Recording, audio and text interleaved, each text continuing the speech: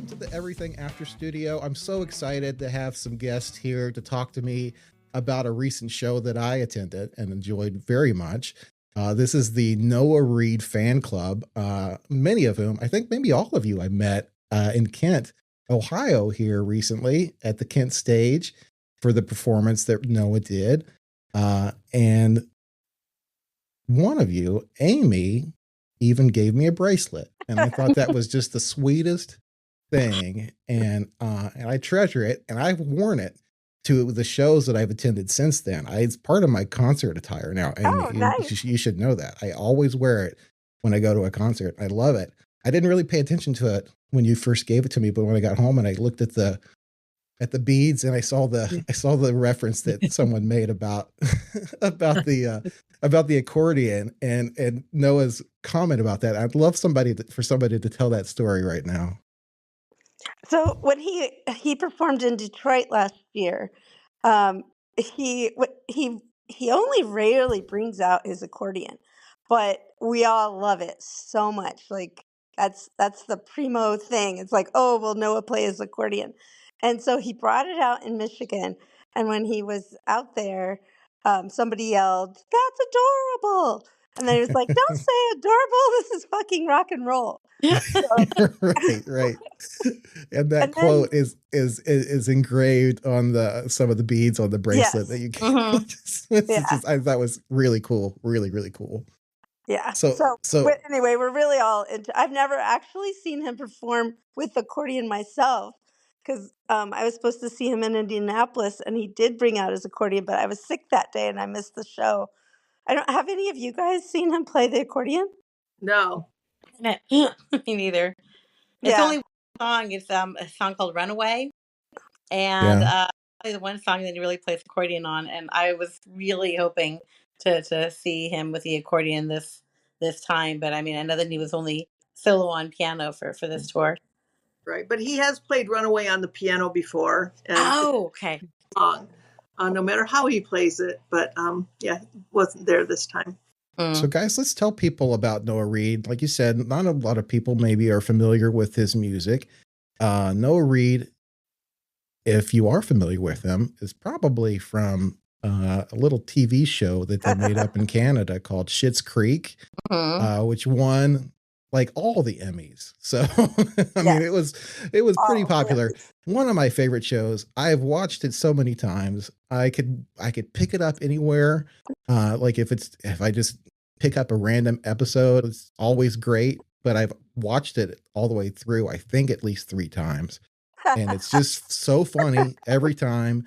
And it's just so full of heart. And I love the characters on it. I love the family. I love all the residents of this little town, this little podunk town that they're stuck in. And it's just so heartwarming, the whole thing. And Noah plays a character on that show named Patrick, who I think in season 3, right? Season 3, episode 8. Season 3, episode 8. Of course you would know. Of course you would know. Yes. But season 3 is peak Schitt's Creek because it just it really picks up steam in season 2. But season 3 is the top of the mountain because Patrick's introduced as a romantic interest to one of the main characters, David Rose, played by Dan Levy. And of course, there's a scene in season 4. We find out that Patrick is a musical talent as well. And it's kind of funny because they introduce this character. There's this sweet romance and a lot of humor, a lot of comedy. And they open a store, and Patrick suggests as a way to draw some business an open mic night. And this sends David in this nervous sort of tizzy because he's like, oh no, I can't imagine people singing in public. Though David does stuff like that all the time, which is a little bit out of character for him to be nervous about. But I think he's mostly nervous about Patrick embarrassing him. And of course, when Patrick gets up and starts to sing and he does this acoustic guitar rendition of Tina Turner's Simply the Best, and it's so sweet. And the face that David made, Moira, David's mother's there and beaming and looking at him, and she has to stop another character from sort of talking over it by saying, "My son is being my son is being serenaded by his by his beau. butter voice. My baby is being serenaded by his butter voice beau. Yes. And it's peak television. It's just amazing. Gives you all the feels. And so if you know Noah Reid, you probably know him from that. But he's also a very, like, ask Patrick, a very talented musician. He's got a couple of albums out now, and he is touring currently. And an EP. Three and then a album of covers. 3 albums and an album of covers. Mm-hmm. And he's touring right now in the US with a piano. He plays guitar on Schitt's Creek. We just heard a story about him playing accordion. So he's a multi-talented musician, knows a lot of instruments, amazing voice. And I'd like to hear from the fan club here, what drew you in? And I also have to know really quick, is there a name for your fan clubs? We have thrown out a whole lot of different names, like Toque Troop. Like he likes to wear a toque. And, Toque Troop. But nothing is really stuck. I wouldn't say that one. But Sue, are you our oldest fan in this group? I think I am. Yeah. Wait, I think I'm older than you are. Oh no, I don't mean your actual age. Like length, or you probably knew that. 2019, September 2019. I saw my first episode and started a fan group. No, I didn't start a fan group. I just found out about Schitt's Creek and eventually got to season 3 and, found out about Patrick and then season 4 and, then got all caught up. And for the Christmas of 2020, I told my husband that I wanted one of Noah's albums. So he downloaded an album for me. And then it was just from there, it was just, absolutely crazy. I had to get my hands on every photo of him and every song he's sung and whatever TV shows. He's been in a couple of movies. He's been in some other TV shows. And from there, it just became, finding other people, other fans, and, just keep growing and learning about him and, becoming an absolute fan, following him all over. And your group has grown pretty sizable, and a lot of you seem to know each other very well. You travel together. You hit multiple shows on a tour. On this tour, I think that you've traveled to a couple of different shows together. Yeah, there's a couple of factions. There's a couple of different larger groups. Okay. I'm going to say like groups of 5 to 10 people, maybe a few more. And they, we tend to stay within our own groups. But once we get to a show, everybody is friendly and kind and just, we get along. The photo that you took of us at that Noah show, that was a couple of different groups. And we're just, we're just all friends. Yeah, that's great. So no infighting among the groups. No, there's no group that's scrappier than the others or more prone to violence or anything like that. No violence. We're not a violent type. That's good. Who's gonna get in line first? Yeah. Yeah. Oh, forget if it's a general admission. Yeah. Oh my God. We're all like, what time in the morning do we have to get? Do we have to start standing in the snow at 8 a.m.? Literally. We did that. Literally. And that's been done. Yes. And that's been done. Yeah. So my first show with Noah was supposed to be in 2020. I got tickets when he was coming to Ohio. He was coming to Cleveland in March of 2020. And that show, that tour got canceled because of COVID, of course. And so, when I saw he was in my area again, I kind of leaped at that. Well, I just want to say that when I discovered him, when I first saw him on Schitt's Creek and he had his guitar, he made a joke about the fringed vest, which was hilarious. Or it could be anything underneath it. When he started playing, I just was agog. I looked at my husband and I said, who is this guy? Because he's not just an actor. he's an actual musician. So I ran to my computer and looked him up to see who he was, and saw, he had an album out at that time. And since then, of course, 2 more plus his EP. Anyway, it was just one of those moments in my life when I just knew that everything had changed, and I needed to know more about him, like Sue was saying, and I needed to find out where he was, and I needed to see him as much as I could. So, I've seen him in a couple of plays and as many concerts as I can make it to. You've seen him act on stage as well. What have you seen him act in?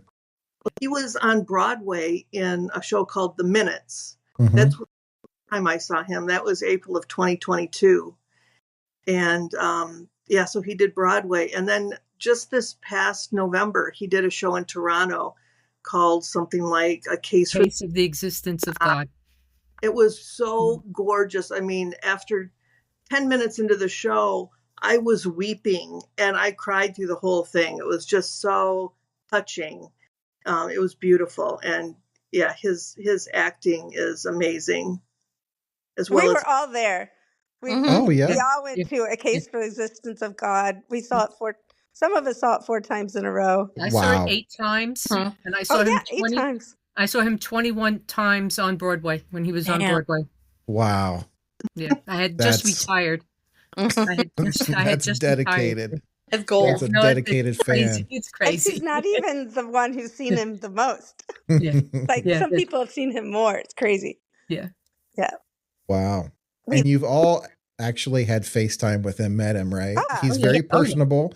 He goes to the merch table after. He signs autographs. He takes selfies with people. He's just a super nice guy. He's Canadian, so what do you expect? He's the nicest. He's the nicest of the nice. And I think the merch table, Kent was his first time doing that, wasn't it? Yeah. Yeah. Yep. In the past, people waited at the stage door for him to show up. But this said he wanted to make it less random and more accessible. So he said during the show, I'll be at the merch table if you want to say hi, which was awesome. Yeah, this was the best experience. Yeah. All 3 shows, he came to the merch table.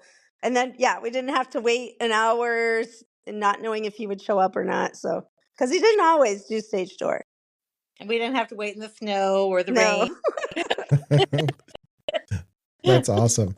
Just to show what a great guy he really is. I spent a couple of years battling breast cancer, and I had told him about it when I saw him down in Philadelphia, and he actually sent me one of his tour posters. He had signed it. He sent me a very nice note, and he signed it, and he actually he mailed it to me. He sent it to me. That's awesome. And he always asks, how I'm doing and stuff. And I don't know, you're not gonna be able to see this, but I have his. It's probably backwards. I have a tattoo that says "Hold On," which was something that he wrote in a card for me. And I have a tattoo on my. That's a beautiful story, Sue. That's amazing. Yeah. They have a special relationship, I'd say.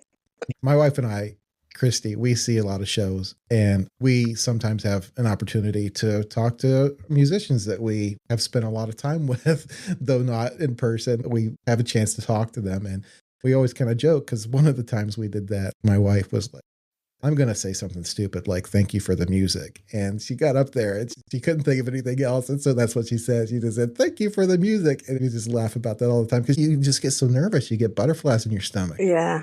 How do you guys feel when you're meeting with and talking with Noah?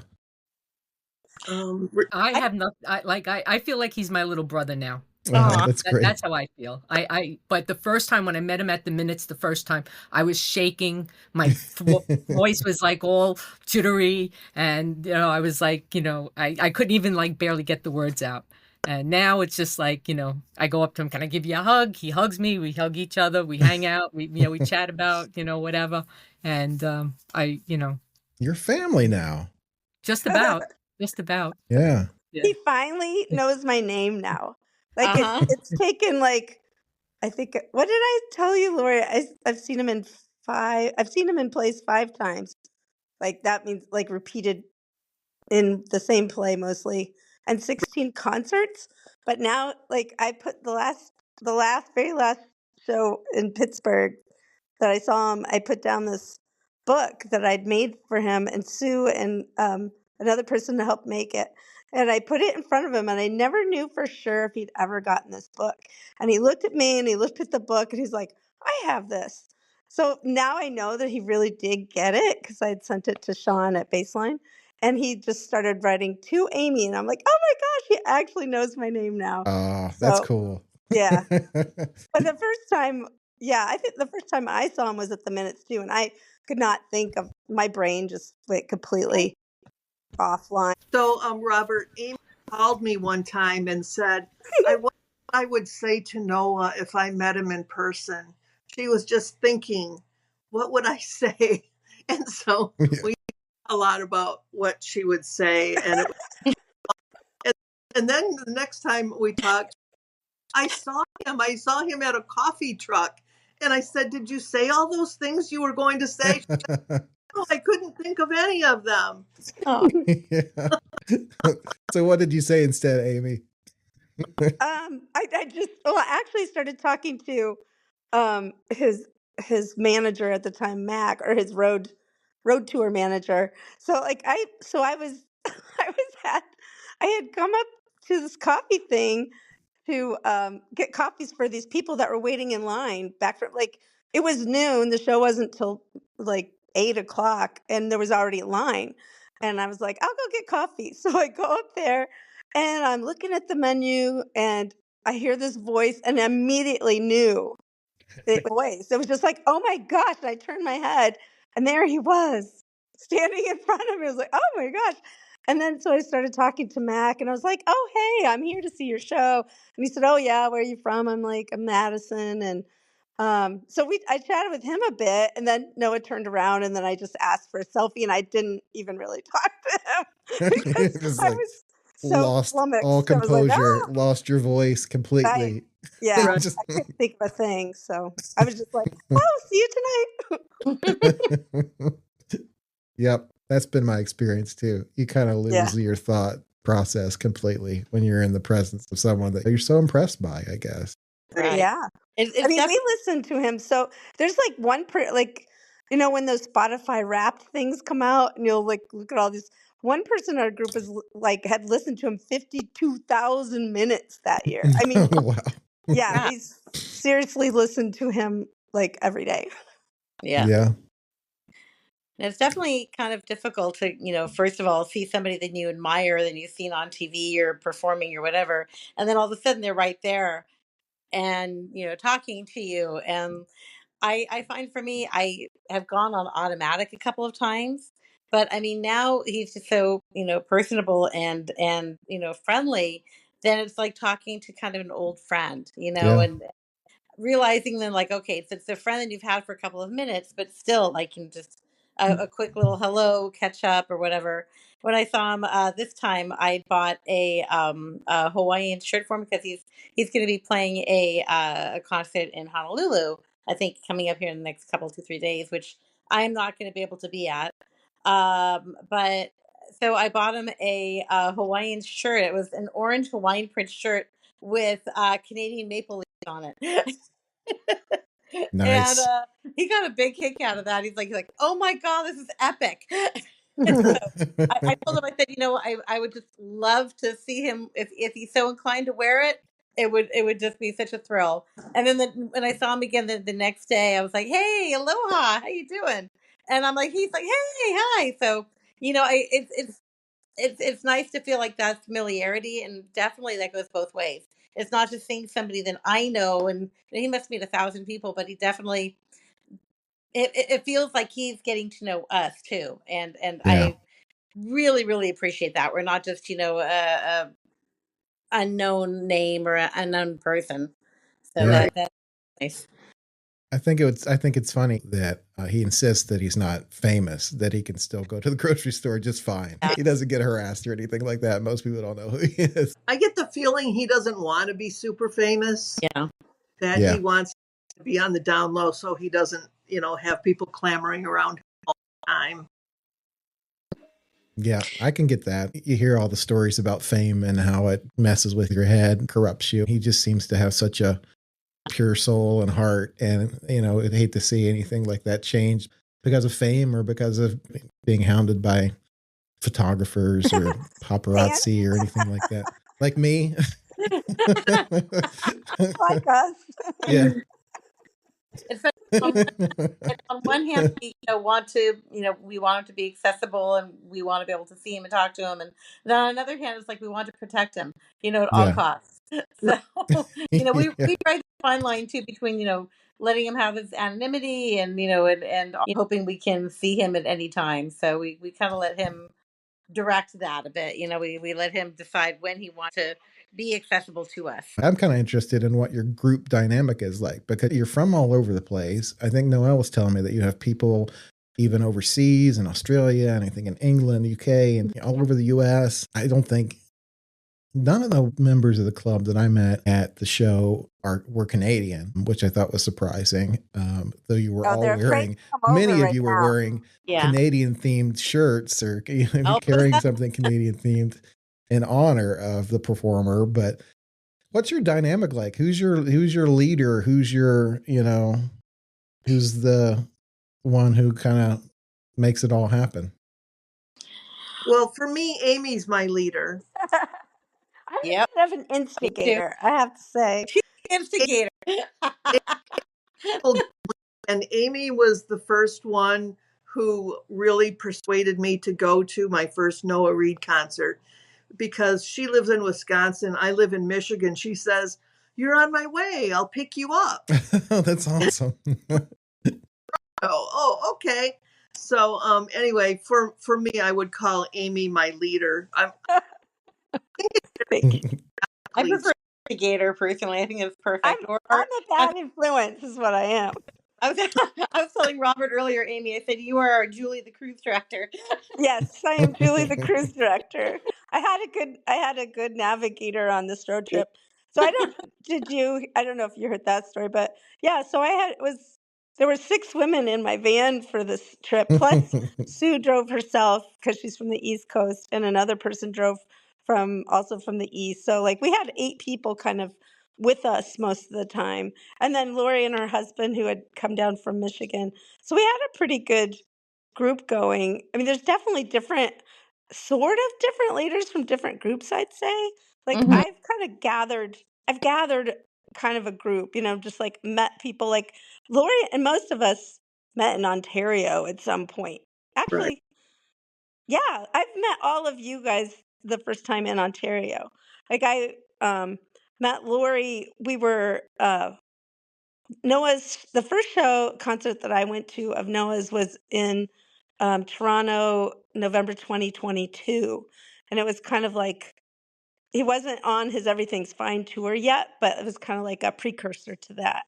And after almost like all the fans that could go after that show went to Goodwood, Ontario to see the filming locations where they shot Schitt's Creek, where the apothecary is.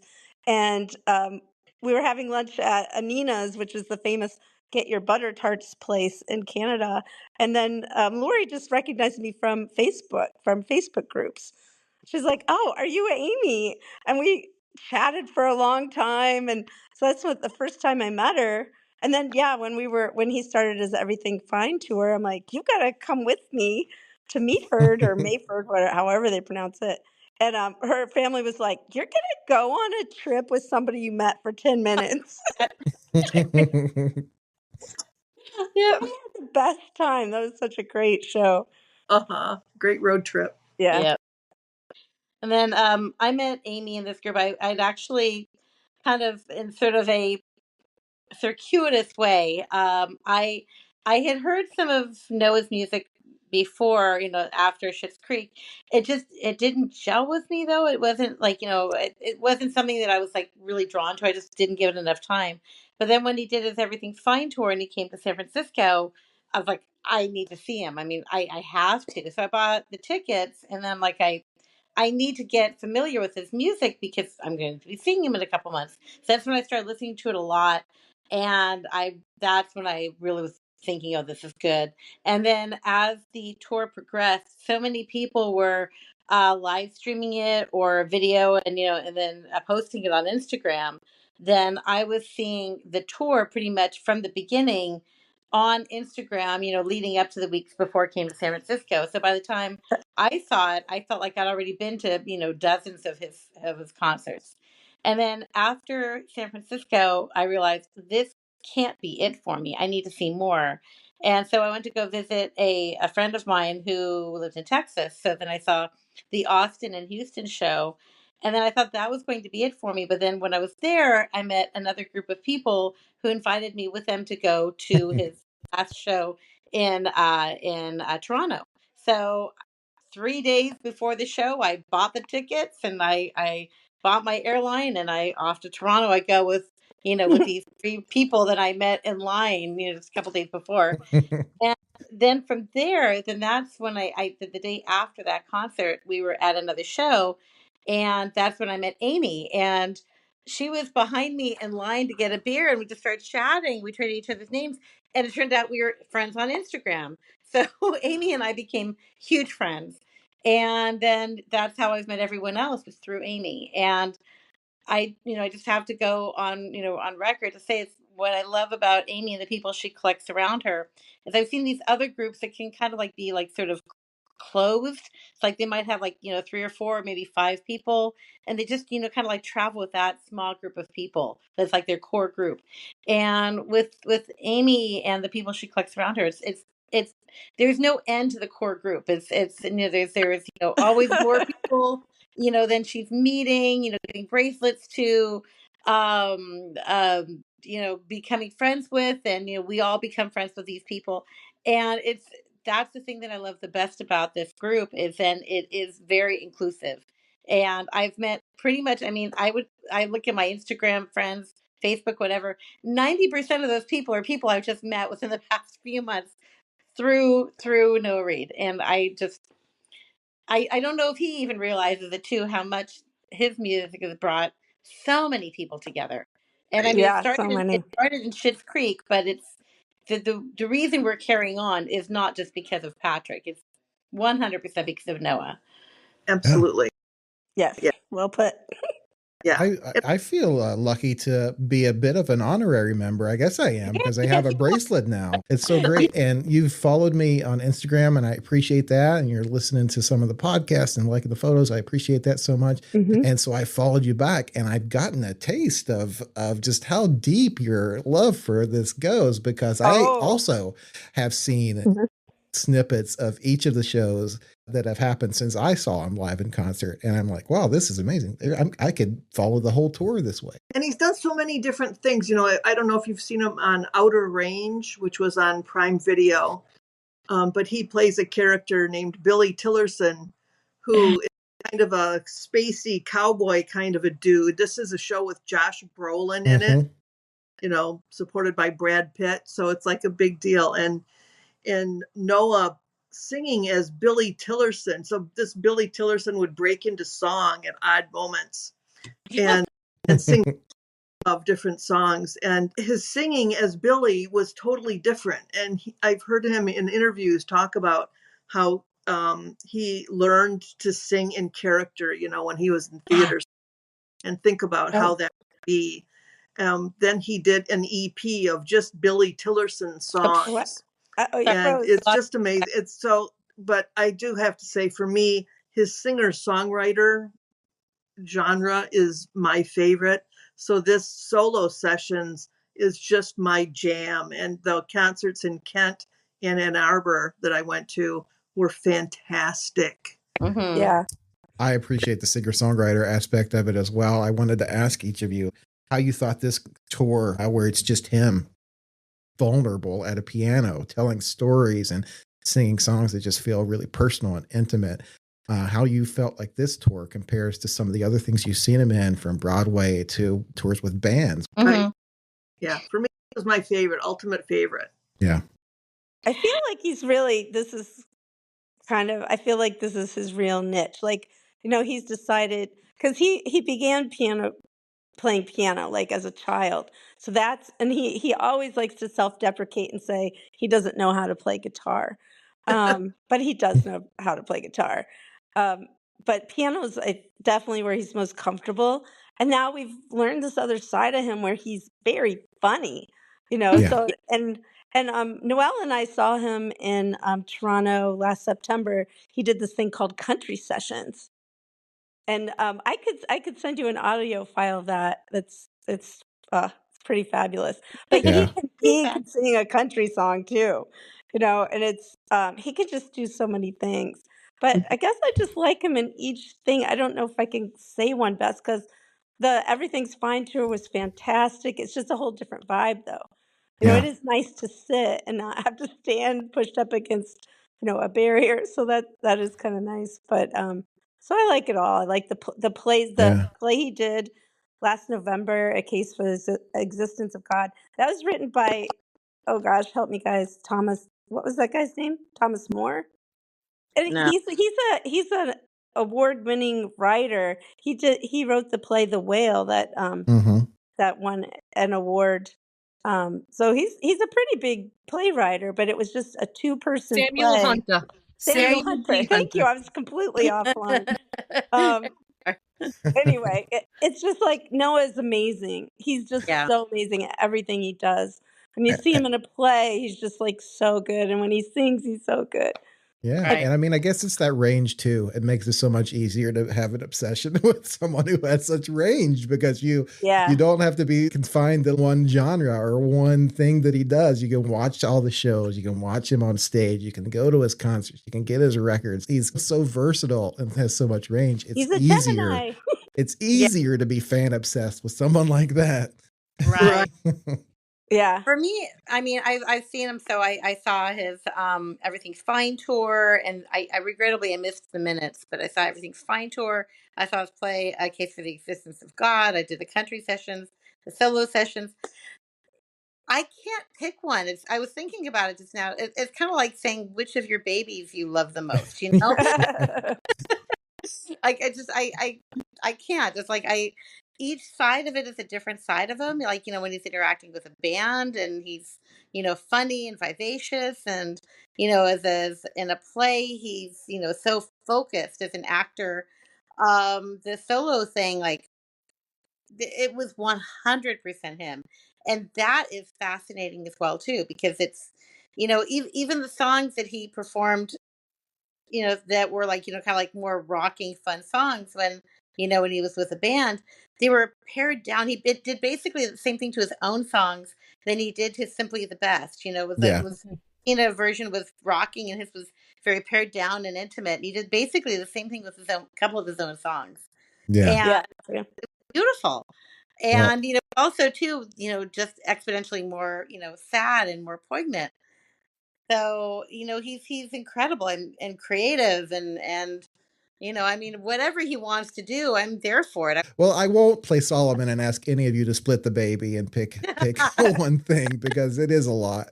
Amy mentioned before that I have a special relationship with him, and I think it kind of stems from when he was in the Minutes. He was living in Ridgewood, Queens at the time, and I also live in Queens, and we happened to ride the train together one night. And I got to spend like 25 minutes with him between waiting on the platform and on the train. And he's really just a very down-to-earth, great guy. We chatted. We talked about our kids. We talked about well, he didn't have his child at the time, but we talked about children and raising kids and living in New York. He was in, he lived in New York during the show, and we just talked about everything. And he wound up asking me more questions than I asked of him. So it was really a back and forth, type of conversation. Sue, I kind of get the impression that if you asked him to come over and play some Christmas songs for some friends, that he might do that for you. If he was in New York, like he did for his grandma, he just might. If I promised him a couple of beers, he probably would do that. Yeah, he has a Christmas party every year, and he plays carols. Yeah, like we see posts of it, but he does have a Christmas party for his friends every year. Ladies, thank you so much for coming on and talking to me about this. It's obvious that you're such huge fans. You're the mega fans for Noah Reid. And I'm honored to have you on to talk about it and why you're so passionate about it. It's been so great.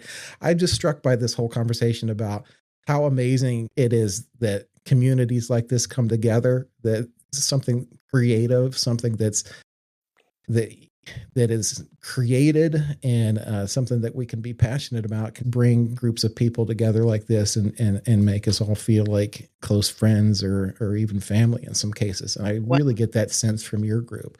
And I get that sense from, that's something that that Noah's art and his performance sort of fosters and helps to grow. Mm-hmm. Thank you. Yeah, Agree. completely. Well put. Thank you. Yep. Yeah, thanks for having us on. This was fun. 100. Thank you so much, Robert. This was great. Thank you so much for reaching out to us as well.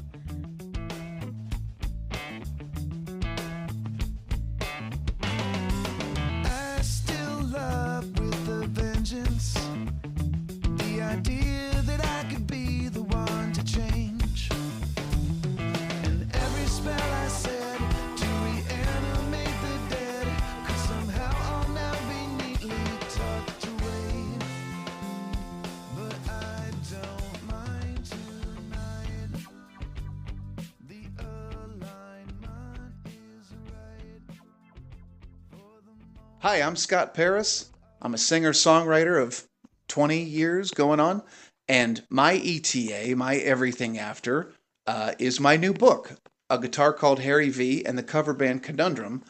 I took a year to write it. It was written in real time in 2024, but it gave me a chance to reflect on everything after 20 years of writing and performing and trying to chase my dream.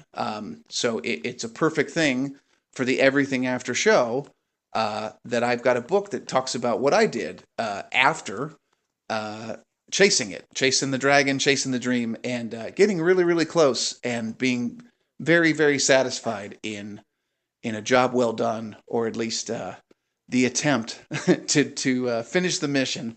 And here we are. I'm living my Every.Thing.After right now.